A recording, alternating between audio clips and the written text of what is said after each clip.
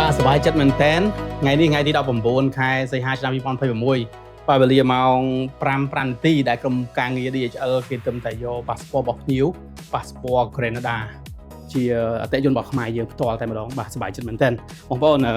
Canada គឺជាប្រទេសមួយដែលយើងមានប៉ាសពតហើយយើងអាចដើរជុំវិញពិភពលោកជាង100ប្រទេសហើយទៅអាមេរិកគឺប្រើ E2 visa បាទអាចទៅបើកអាជីវកម្មរកស៊ីនៅសហរដ្ឋអាមេរិកបានទៀតបាទយើងមានកម្មវិធី Scan Passport ហ្នឹងគឺ CBI Citizenship by Investment បាទសប្បាយចិត្តមែនទែនសប្បាយជំនួសភ្ញៀវតោះអញ្ចឹងយើង unboxing ទាំងអស់គ្នាបងប្អូនជួយមើល Passport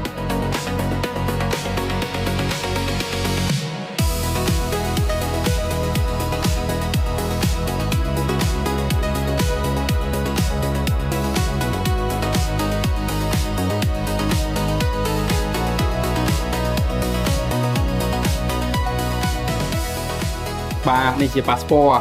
Canada របស់អតិថិជនយើងបាទនៅប្រទេសកម្ពុជាយើង Passport Canada បាទបងប្អូនស្អាតមែនទែនជា Passport ដែលអាចធ្វើដំណើរទៅសហភាពអឺរ៉ុបនិងជុំវិញពិភពលោកជាង100ប្រទេសបាទនេះជា certificate សម្រាប់សមាជិករបស់គាត់មួយគ្រួសារបាទគឺមានសមាជិក4នាក់គឺមាន4 Passport បងប្អូនបាទគឺហាយមែនទែនតែប៉ុណ្ណេះគឺដូចយើងដុសស្លាបអញ្ចឹងបាទសិទ្ធិសេរីភាពក្នុងការធ្វើដំណើរបាទគឺ4 Passportបាទសូមអរគុណមែនទែនទៅដល់អតិថិជនដែលបានជឿទុកចិត្តហើយឲ្យក្រុមហ៊ុនលោកវិសារបស់យើង process ហើយបានទទួលបានជោគជ័យបាទហើយនេះក៏មិនមែនជា case ទី1ដែរគឺ case ច្រើនហើយភ្ញៀវយើងក៏បន្តគឺមាន case ជោគជ័យជាច្រើនទៀតជាង 150,000 គ្រួសាររហូតដល់បច្ចុប្បន្ននេះ